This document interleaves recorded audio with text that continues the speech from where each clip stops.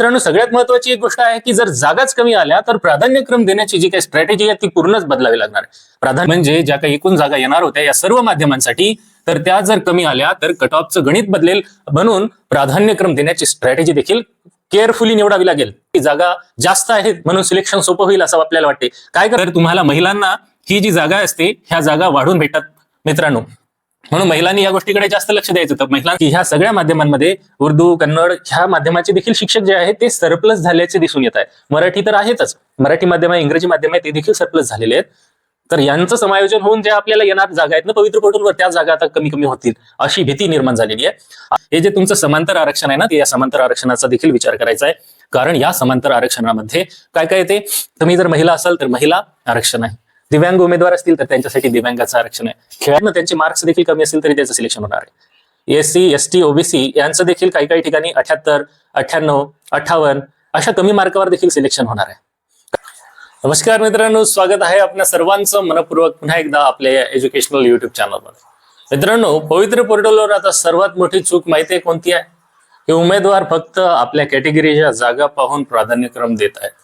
पण असं जर केलं तर ही सगळ्यात मोठी चूक असू शकते मित्रांनो. याचं कारण काय, की माध्यम बदललं की कॉम्पिटिशन बदलते, कॅटेगरी बदलली की कट ऑफ बदलू लागतो, आणि जे समांतर आरक्षण आहे ते बदललं की सिलेक्शनचं गणित बदलून जातं.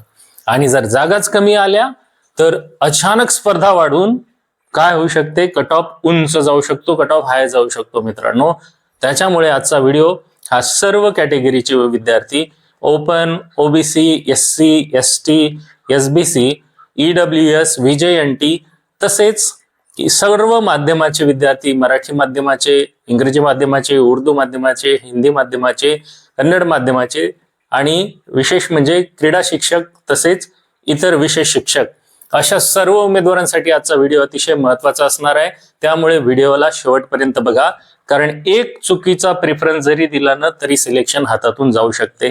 त्यामुळे मित्रांनो, प्लीज शेवटपर्यंत व्हिडिओ नक्की पहा. आजचा व्हिडिओ हा तुम्हाला तुमच्या सिलेक्शनसाठी खूप मदत करणारा असणार आहे, हे मी तुम्हाला अगदी मनापासून सांगतो. परंतु व्हिडिओ सुरू करण्यापूर्वी जर तुम्ही चॅनलवर नवीन असाल मित्रांनो आणि आपले व्हिडिओज जर तुम्ही बघितले नसतील तर आवर्जून बघा मित्रांनो. याचा फायदा मला नाही आहे, याचा फायदा आपल्याला आहे, सर्व अभियोग्यधारकांनाच होणार आहे. त्यामुळे प्रत्येक व्हिडिओ तुम्ही काळजीपूर्वक बघा. मी त्याची प्लेलिस्ट सेपरेट केलेली आहे. तुम्ही एक एक व्हिडिओ एकदा का पाहून घ्या, जेणेकरून तुम्हाला याच्यात सिलेक्शन मध्ये कोणती स्ट्रॅटेजी ठेवायची हे तुमच्या लक्षात येणार आहे. आणि मित्रांनो, सगळ्यात महत्वाची एक गोष्ट आहे की जर जागाच कमी आल्या तर प्राधान्यक्रम देण्याची जी काही स्ट्रॅटेजी आहे ती पूर्णच बदलावी लागणार आहे. प्राधान्यक्रम देण्याचं गणित बदललंय का? होय, कारण प्राधान्यक्रम देण्याचं गणित बदलावंच लागेल. कारण काय की अगोदर जर आपण विचार केला होता की सर्व माध्यमांच्या मिळून अनेक जागा येऊ शकतात, पण आता 8,000 ते 10,000 शिक्षक अतिरिक्त होऊन ज्या काही पवित्र पोर्टलला जागा येणार होत्या त्या जागांमध्ये या शिक्षकांचं जर समायोजन करायचंय तर येणाऱ्या जागांची संख्याच कमी होऊन जाईल आणि जागा अचानकच रिड्यूस झाल्या म्हणजे ज्या काही एकूण जागा येणार होत्या या सर्व माध्यमांसाठी, तर त्या जर कमी आल्या तर कट ऑफचं गणित बदलेल, म्हणून प्राधान्यक्रम देण्याची स्ट्रॅटेजी देखील केअरफुली निवडावी लागेल. आणि मी अगदी मनापासून तुम्हाला माझ्या अनुभवावरून आणि इतर गोष्टींचा अनालिसिस करून सगळे व्हिडिओज बनवत आहे. त्यामुळे त्या प्रत्येक व्हिडिओला तुम्ही बघा आणि आवडत असेल तर मित्रांनो प्लीज लाईक करा. कारण काय की तुम्हाला वाटत असेल की छोटा युट्यूबर आहे आणि तो व्हिडिओ बनवतो. माझा उद्देश युट्यूबर येण्याचा एकच आहे, तो क्लिअर आहे की जर आपल्याला काही अडचणींना सामोरं जावं लागलं असेल तर येणारे जे काही तुम्ही अभियोग्यता धारक आहेत तुम्हाला त्या अडचणीत सामोरं जावं अशी माझी इच्छा नाहीये. त्यामुळे मी तुम्हाला त्यासाठी खूप मदत करू शकतो आणि एक मित्र म्हणून तुम्ही मला एप्रिशिएट करू शकता. म्हणून जास्तीत जास्त मित्रांनी व्हिडिओ बघून लाईक करा आणि सबस्क्राईब देखील करा प्लीज. हे जर केलं तर त्याच्यामुळे मला इन्स्पिरेशन, प्रेरणा मिळेल आणि मी जास्तीत जास्त वेळ काढून तुमच्यासाठी व्हिडिओ बनवण्याचा प्रयत्न करणार. बघा मित्रांनो, पवित्र पोर्टलमध्ये सिलेक्शन होण्यासाठी जर जागाच कमी आल्या तर सगळ्यात महत्वाची गोष्ट काय आहे की ह्या तर गोष्टी लक्षातच ठेवायच्या आहेत. आता एक एक गोष्ट मी तुम्हाला सांगणार आहे, व्हिडिओ थोडा जरी मोठा झाला तरी स्किप करू नका. सगळ्यात पहिली चूक काय असणार आहे पहा. सर्वात पहिली अशी चूक असणार आहे की जागा जास्त आहेत म्हणून सिलेक्शन सोपं होईल असं आपल्याला वाटते. काय करतात उमेदवार, धडाधड प्रेफरन्सेस डाउनलोड करतात. डाउनलोड केलं की सर्वात अगोदर ओपनच्या जागा किती आहेत, आणि आपल्या कॅटेगरीच्या जागा किती आहेत हे लिहून घेतात आणि ते करायचंच आहे. अगोदर तुम्हाला त्या समजा ही एक आस्थापना आहे XYZ, या XYZ आस्थापनेसमोर प्रिंट काढून घ्यायची आहे सरळ सरळ. तिथे ओपनच्या जागा किती आहेत आणि कॅटेगरी तुमची जी कॅटेगरी आहे त्याच्या जागा किती आहे. समजा ओपनला तिथे 12 जागा आहेत आणि तुमच्या कॅटेगरीला त्या ठिकाणी 8 जागा आहेत, तर टोटल तुम्हाला किती आहे, 12 आणि 8 20 जागांसाठी तुम्ही त्या ठिकाणी एलिजिबल आहात.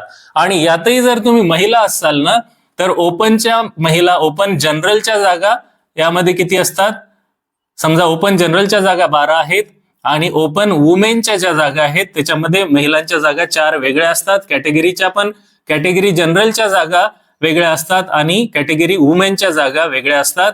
तर तुम्हाला महिलांना ही जी जागा असते ह्या जागा वाढून भेटतात मित्रांनो. म्हणून महिलांनी या गोष्टीकडे जास्त लक्ष द्यायचं. तर महिलांसाठी ही तर जास्त संधी असते आणि त्यातही समांतर आरक्षण असलेले जे उमेदवार आहेत त्यांना ह्या त्यांच्या जागा आहेत आणि सोबतच त्यांचं जे काही आरक्षण आहे त्याचा देखील लाभ मिळतो. तर ह्या गोष्टीचा पूर्ण बेसिकली विचार करायचाच आहे. आणि सगळ्यात महत्वाचं म्हणजे युट्यूबवर आता एक गोष्ट लक्षात ठेवा, कितीही व्हिडिओ आले तरी प्राधान्यक्रम देताना फक्त जे मी 10 मुद्दे सांगितले होते त्याचा जो व्हिडिओ आहे तुम्ही तो एकदा पहा, दोनदा पहा आणि त्याच मुद्द्यांच्या भोवती ही सगळी प्रक्रिया फिरणार आहे. त्याच्यामुळे ते मुद्दे तुम्हाला शेवटपर्यंत सोडायचेच नाहीयेत. स्पर्धा किती वाढो आणि जागा किती कमी आल्या तरी तेच मुद्दे बेसिक आहेत. आजच्या व्हिडिओमध्ये मी याच्या व्यतिरिक्त कोणते मुद्दे आहेत ते डिस्कस करणार आहेत की जागा कमी आल्यानंतर आपल्याला स्ट्रॅटेजी कशी चेंज करायची आहे त्यावर आपण बोलत आहोत. व्हिडिओची कन्सिस्टन्सी ठेवा मित्रांनो, स्किप करू नका, शेवटपर्यंत पहा. आता जागा जास्त आहेत म्हणून सरळ सरळ तिथेच जर सगळे उमेदवार काय करणार आहेत, प्रिफरन्सेस देणार आहेत, बरोबर आहे. मग सगळी जी गर्दी आहे तिकडे जाणार आहे तर काय होईल, तिथे कॉम्पिटिशन वाढेल, मेरिटवाले त्यामध्ये येतील आहे ना, याची भर पडेल. ओपनवाले आहेत, ओबीसी मधला मेरिट तिथेच येतो, कॅटेगरी मधला मेरिट तिथेच येतो आणि मग तो कट ऑफ किती जाणार आहे तुम्हीच विचार करा. मग एवढा जर कट ऑफ तो वाढत असेल तर फक्त जागा पाहून प्राधान्य द्यायचं का नाही हे आपल्याला ठरवायचं आहे. कमी जागा असतील त्या ठिकाणी देखील कल कसा असतो हे पाहायचं आहे. त्या भागातील कॉम्पिटिशन किती आहे. आता high competition area, low competition area target कसा करायचा ते ओळखायचं कसं, त्याचा देखील व्हिडिओ आहे चॅनलवर, तो बघा. कोणत्या मीडियमचे उमेदवार जास्त आहेत बघा. आता इथे पहा, इथे माध्यमानुसार मी क्रमच मांडून ठेवला तुमच्यासाठी. सर्वात जास्त कोणत्या मीडियमचे विद्यार्थी असणार आहेत, मराठी मीडियमचे सर्वात जास्त आहेत. त्याच्यानंतर कमी कोणते, इंग्रजी, त्याच्यानंतर कमी हिंदी, त्याच्यानंतर उर्दू आणि त्याच्यानंतर कमी कन्नड. तर असे क्रम आहे त्याच्या मीडियमचे जे उमेदवार असणार आहेत या माध्यमाचे ते उमेदवार त्याच्यानुसार आपल्याला ती स्पर्धा कळणार आहे आणि या ज्या जागा येणार आहेत त्या या सगळ्या माध्यमांमध्ये डिवाइड होणार आहेत. त्याच्यानंतर प्रत्येक मीडियम मध्ये प्रत्येक कॅटेगरीमध्ये जागा डिवाइड होतील, प्रत्येक कॅटेगरीमधून प्रत्येक समांतर आरक्षणामध्ये जागा डिवाइड होतील. मग आपल्या वाट्याला ज्या अल्पशा जागा येणार आहेत त्या जागा प्लस ओपनच्या जागा किंवा ओपनच्या कॅन्डिडेटनी कोणती स्ट्रॅटेजी ठेवायची ते व्हिडिओत पुढे येणार आहे. पहा, आता जागा जास्त म्हणजे कमी स्पर्धा असते असं आहे का, नाही. एक झाला एक मुद्दा क्लिअर. मुद्दा नंबर 2, म्हणून मीडियम वाईज स्ट्रॅटेजी समजून घ्या. आता मराठी माध्यमाच्या उमेदवारांनी काय करावं. सर्वात अगोदर मराठी माध्यमाच्या उमेदवारांची संख्या सर्वात जास्त आहे, आत्ताच सांगितलं. म्हणून काही जिल्ह्यामध्ये कॉम्पिटिशन हाय जाऊ शकते. विशेषतः जे काही पॉप्युलर डिस्ट्रिक्ट असतात की नाही त्या ठिकाणी उमेदवारांची पसंती देण्याची चान्सेस जास्त असतात. नाही, पुणे जिल्हा आहे, अमरावती जिल्हा आहे, छत्रपती संभाजीनगर आहे, असे जे पॉप्युलर डिस्ट्रिक्ट आहेत त्या ठिकाणी कॉम्पिटिशन वाढते. म्हणून ब्लाइंडली प्रिफरन्सेस देऊ नका. पॉप्युलर भागांना टाळणं योग्य राहू शकते. जर मार्क्स कमी ॲव्हरेज असतील तर लो कॉम्पिटिशन एरिया, ज्या एरियाची डिमांड उमेदवारांमध्ये कमी आहे तिकडे जा, त्या ठिकाणच्या जागांना प्राधान्य देऊ शकता. हिंदी माध्यमाच्या उमेदवारांनी काय करावं, हिंदी माध्यमाच्या भागासाठी हिंदी माध्यमाच्या उमेदवारांनी काय करायचं आहे की काही भागामध्ये हे हिंदी माध्यमाचे उमेदवार कमी असतील, तो जो भाग असणार आहे हिंदी साईड वगैरे त्या भागाचा विचार जर तुम्ही केला तिथे तुम्हाला लो कॉम्पिटिशन असणार आहे मित्रांनो. मग लो कॉम्पिटिशनचा विचार करायचा आहे. फक्त सिटी एरियावर टार्गेट केलं तर तुम्हाला कॉम्पिटिशन वाढणार आहे. म्हणून जिथे तुमच्या जागा काय असतील, जास्त असतील आणि कॉम्पिटिशन कमी असेल अशा भागात प्राधान्यक्रम देण्याचा प्रयत्न करायचा आहे. आता हे सगळे कसे शोधायचे, तर हे सगळं तुम्हाला तुमच्या लॉग इन मध्ये जेव्हा प्राधान्यक्रम जनरेट होतील ना जनरेट झाल्याच्या नंतर हे काम करायचंय. आता तुम्हाला सांगू शकत नाही मी, कारण कोणते प्राधान्यक्रम तुम्हाला येणार आहेत हे तेव्हाच समजणार आहे. इंग्रजी माध्यमाचं कसं सर, इंग्रजी माध्यमामध्ये अनेक ठिकाणी काय आहेत, प्रायव्हेट शाळा आहेत आणि मोठ्या शहरांमध्ये बघा ज्या काही सरकारी मान्यताप्राप्त शाळा आहेत तिथे इंग्रजी माध्यमाचे शिक्षण दिलं जाते. त्या ठिकाणी इंग्रजी माध्यमाच्या जागा या उमेदवारांसाठी रिझर्व्ह असतात. त्याचबरोबर गव्हर्नमेंट स्कूल आहेत, महानगरपालिका शाळा आहेत, तिथे देखील इंग्रजी मीडियमच्या शाळा काही ठिकाणी असतात. तर त्या ठिकाणी तुम्हाला इंग्रजी माध्यमच्या उमेदवारांना जायचं आहे की नाही. काही जिल्हा परिषदवर कॉम्पिटिशन पॅटर्न वेगळं असू शकते, परंतु ज्या ठिकाणी आपला एरिया, आपला जे काही माध्यम आहे त्या माध्यमाला जागा जास्त आहेत त्याचा विचार करायचा आहे. पण कॉम्पिटिशन कमी पहा, मार्क कमी असतील तर कॉम्पिटिशन कमीवर फोकस करा, मार्क जास्त असतील तर कॉम्पिटिशन मध्ये उतरू शकता. उर्दू माध्यमाच्या उमेदवारांसाठी उर्दू माध्यमांमध्ये काही जिल्ह्यांमध्ये जागा कमी आहेत पण उमेदवार देखील कमी असतात, बरोबर आहे ना. म्हणून अशा ठिकाणी त्यांनी जागाला प्राधान्य द्यायचंय. जागा जरी कमी असल्या पण उर्दू माध्यमाचेच विद्यार्थी मुळात कमी आहेत. आणि एक आत्ताची अपडेट माहिती आहे तुम्हाला की ह्या सगळ्या माध्यमांमध्ये उर्दू, कन्नड ह्या माध्यमाचे देखील शिक्षक जे आहेत ते सरप्लस झाल्याचे दिसून येत आहे. मराठी तर आहेतच, मराठी माध्यम आहे, इंग्रजी माध्यम आहे, ते देखील सरप्लस झालेले आहेत. तर यांचं समायोजन होऊन ज्या आपल्याला येणार जागा आहेत ना पवित्र पोर्टलवर, त्या जागा आता कमी कमी होतील अशी भीती निर्माण झालेली आहे. आतापर्यंत ही तर फक्त बातमी आहे, पण नंतर काय होऊ शकतं याच्यामुळे जागा जर कमी आल्या तर आपल्याला प्रत्येक गोष्टीचा बारकाईनं विचार करावा लागणार आहे मित्रांनो. आता उर्दू माध्यमाचं झालं, कन्नड माध्यमाचं पहा, कन्नड माध्यमाचंही तसंच आहे, खूप विद्यार्थी कमी आहेत. म्हणून तुमची जागा जिथे असेल तुम्ही त्या ठिकाणी प्राधान्य देऊ शकता. कॉम्पिटिशन कमी असते मित्रांनो, परंतु मार्कनुसार निर्णय घ्यायचा आहे. सगळ्यात महत्वाचा आता राहिला आपला ओपनचा मुद्दा. सुप्रीम कोर्टानं तर सांगितलंच होतं की open is not the category, open is open for all. Open हे सर्वांसाठीच खुला आहे, म्हणून हा तो खुला प्रवर्ग आहे, त्यामध्ये सगळ्या कॅटेगरीचे उमेदवार येतात. मग मेरिट जो आहे तो वर वर चढत जातो. म्हणून सगळ्यात जास्त विचार तर ओपन कॅटेगरी मधले ओपन जनरल जे आहेत ना त्यांनी केअरफुली करायचा आहे, त्यांनी करायचाच आहे. म्हणून चुकीचा प्राधान्यक्रम द्यायचाच नाहीये. हाय कट ऑफला सामोरं जावं लागू शकते, त्याच्यामुळे लो कॉम्पिटिशन एरिया ओळखायचा आहे आणि तसे जिल्हे निवडायचे, तशा जागा, तशा आस्थापना, तशा शाळा निवडायच्या आहेत, त्याच्यानुसार प्राधान्यक्रम द्यायचा. सर आता ओबीसी आणि ईडब्ल्यूएस नी कसा विचार करावा? ऑब्विसली ओबीसी आणि ओबीसी आणि ओपन या दोघांचाही कट ऑफ काही फारसा चेंज नाहीये, त्यांची कॉम्पिटिशन जास्त आहे ओबीसी मध्ये पण. म्हणून पॉप्युलर एरियाजला जर आपण प्राधान्यक्रम देत असेल तर मार्क चांगले असतील तर काय हरकत नाही, पण जे काही मार्क ऍव्हरेज असतील तर मित्रांनो लो कॉम्पिटिशन एरिया फोकस करायचा आहे की नाही. जसे की दुर्गम भाग आहे, त्याच्यासाठी व्हिडिओ बनवलेला आहे सेपरेट, तो एकदा पहा. तो व्हिडिओ बघितल्यावर तुम्हाला इथे मला या व्हिडिओत जास्त एक्सप्लेन करायची गरज नाही पडणार. प्लीज तो एकदा व्हिडिओ बघून घ्या. SC, ST, NT, VJ, OBC, SBC यांनी कसं करावं तर यामध्ये काय काही ठिकाणी कमी अर्जदार असतात, त्याच्यामुळे सिलेक्शन आता पहा ना, प्रत्येक ही जी कॅटेगरी आता सांगितली तर यांची उमेदवारांची संख्या पण कमी आहे, परंतु मेरिट जर असेल जास्त तर ते डायरेक्ट ओपन ओबीसी मध्ये जाऊन त्या जागा घेऊ शकतात, बरोबर आहे. ओपन मध्ये जाऊन जागा घेऊ शकतात. पण मेरिट कमी असेल तर मग कॅटेगरीचा आरक्षणाचा फायदा घेऊ शकता, प्लस समांतर आरक्षण असेल तर विचार करू शकता, आहे की नाही. कॅटेगरीनुसार मेरिट बदलते ना मित्रांनो. याचा सगळ्यात महत्वाचं समांतर आरक्षण, हे जे तुमचं समांतर आरक्षण आहे ना, ते या समांतर आरक्षणाचा देखील विचार करायचा आहे. कारण या समांतर आरक्षणामध्ये काय काय येते, तुम्ही जर महिला असाल तर महिला आरक्षण आहे, दिव्यांग उमेदवार असतील तर त्यांच्यासाठी दिव्यांगाचं आरक्षण आहे, खेळाडू आहेत खेळाडूसाठी पण आरक्षण आहे, प्रकल्पग्रस्त आहेत, अनाथ आहेत, है ना, माजी सैनिक आहेत. ह्या आरक्षणामुळे कमी कमी कट ऑफ वर देखील सिलेक्शन होते. मागे मी सांगितलं स्पोर्ट्समन 68 वर 58 वर लागलेले आहेत फक्त.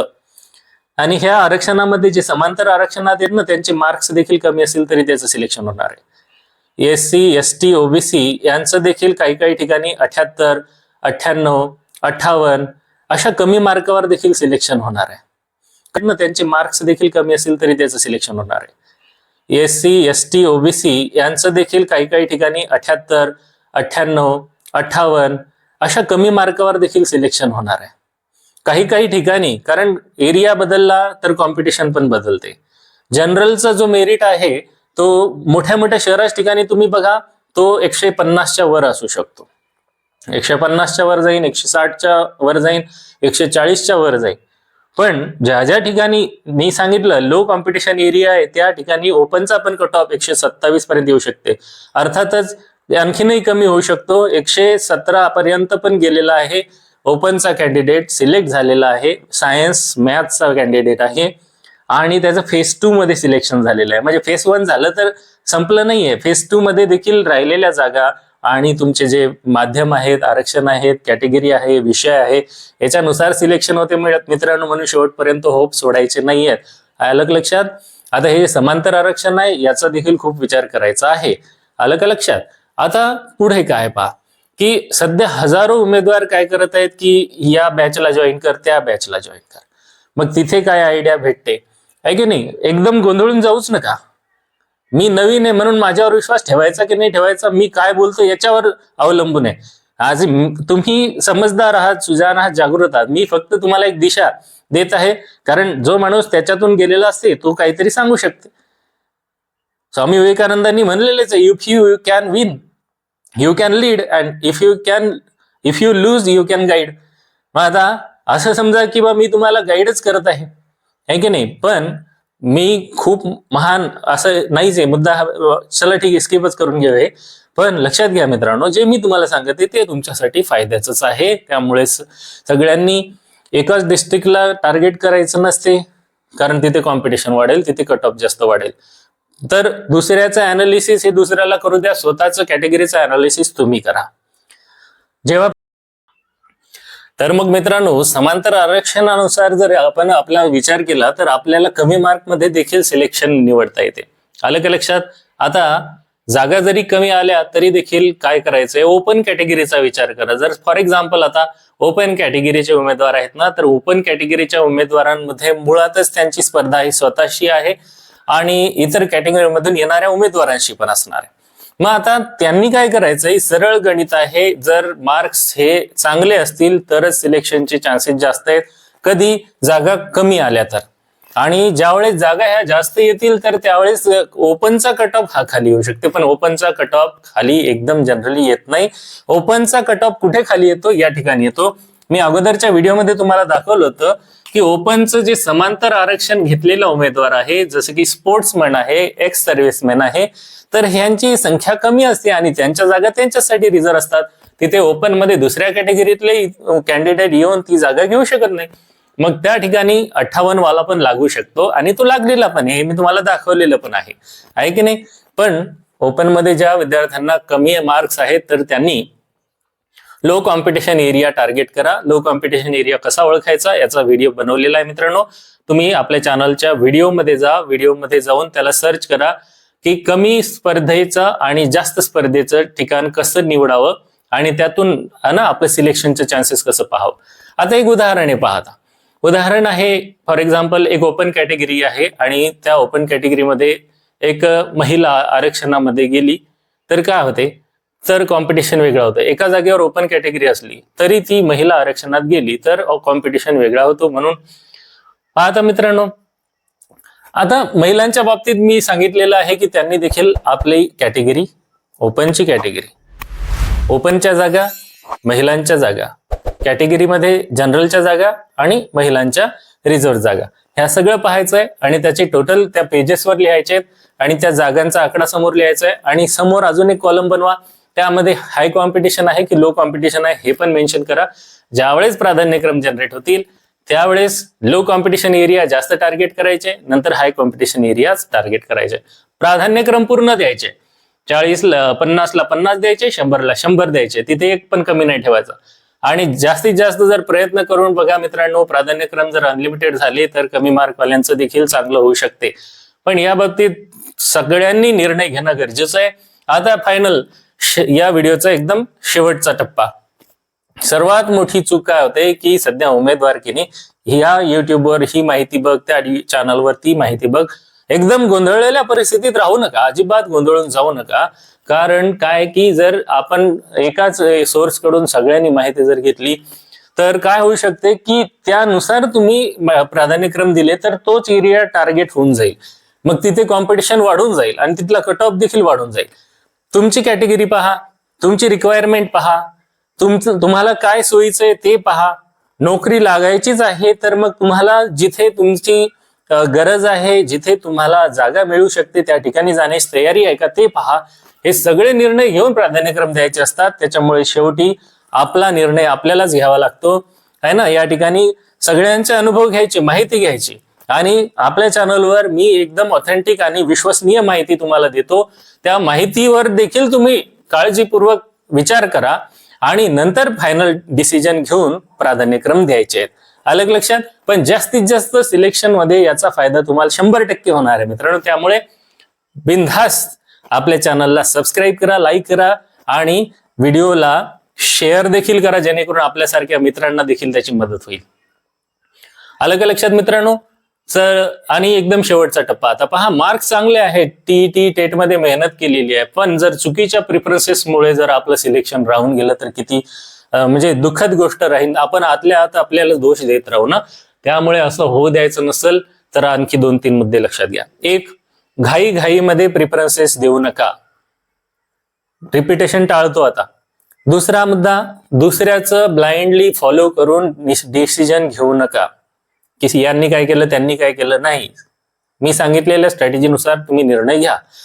फक्त सिटी एरिया अटेन्शन वाढवून बघू नका, कारण तुमच्या मार्क्सनुसार तुम्हाला पाहावं लागेल कॉम्पिटिशन कुठं आहे. कॉम्पिटिशन पहा, मीडियम पहा, तुमची कॅटेगरी पहा, पॅरलल रिझर्वेशन पहा. तुम्ही म्हणाल सर हे तर सगळं आम्हाला त्याच्यामध्ये असाइन झालेलंच आहे. हो, झालेलं आहे, पण जेव्हा तुम्ही प्राधान्यक्रम देता त्यावेळेस ते एकदा टॅली करा.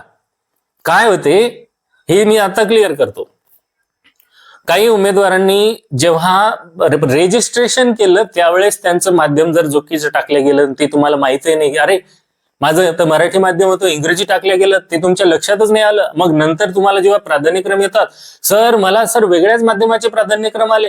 हो, कारण तुम्ही माध्यमच चुकीचं निवडलं होतं, म्हणून ते प्राधान्यक्रम तपासावे लागतात. एखाद्याची कॅटेगरी चुकून दुसरी टाकल्या गेली, अशा चुका होतात आणि ह्या आपल्या लक्षात नाही आल्या. नेट कॅफेवाल्याकडून होतात, कोणाकडून होतात, किंवा मोबाईलवरून फॉर्म भरल्यामुळे होतात. त्याच्यामुळे जागा असताना चेक करायला काय हरकत आहे. तुमचा 1 मिनिट जायचा तिथे अर्धा मिनिट शिल्लक जाईल. त्या चालू प्रोसेसमध्येच ते टॅली होते. बिनधास्त चेक करा. क्रॉस चेक करणं कधी चांगलं असते. आता बस झाला त्यावर. आता पुढे बघा, पॅरलल रिझर्वेशन पहा, समांतर आरक्षणाचा फायदा घ्या आणि मागचा कट ऑफ देखील पहा. मागचा कट ऑफ जागा जास्त असेल तर तो काय असू शकतो, कट ऑफ हा कमी असू शकतो. यावर्षी जागा कमी आल्या तर आपला कट ऑफ हा वाढू पण शकतो. स्मार्ट स्ट्रॅटेजी ही प्रिफरन्सेस देण्यासाठी आवश्यक आहे आणि ही स्ट्रॅटेजी भरपूर व्हिडिओच्या माध्यमातून मी तुमच्यापर्यंत मांडलेली आहे. प्रत्येक व्हिडिओ शेवटपर्यंत काळजीपूर्वक पहा, त्याच्यानुसार प्राधान्यक्रम द्या. लो कॉम्पिटिशन एरियाजला फोकस करा. सिलेक्शनची संधी तुमचीच असते. अलग लक्षात मित्रांनो. तर एका चुकीच्या निर्णयामुळे तुमचं करिअर थांबवायचं नसेल तर अशाच व्हिडिओजला तुम्ही काळजीपूर्वक पुन्हा बघा आणि आपल्या चॅनलला अद्यापही सबस्क्राईब केलं नसेल तर आता सबस्क्राईब करा, बेल आयकॉनला प्रेस करा, नोटिफिकेशन बेलला ऑल कवर सेट करा, जेणेकरून तुम्हाला असे शिक्षक पात्रता परीक्षा, पवित्र पोर्टल, शिक्षक भरती इत्यादी संदर्भातील महत्वपूर्ण माहिती वेळोवेळी मिळत जाईल. पुन्हा भेटूया नवीन व्हिडिओमध्ये नवीन माहितीसह. तोपर्यंत आपणा सर्वांना खूप खूप शुभेच्छा. Thank you for watching till two the end मित्रांनो.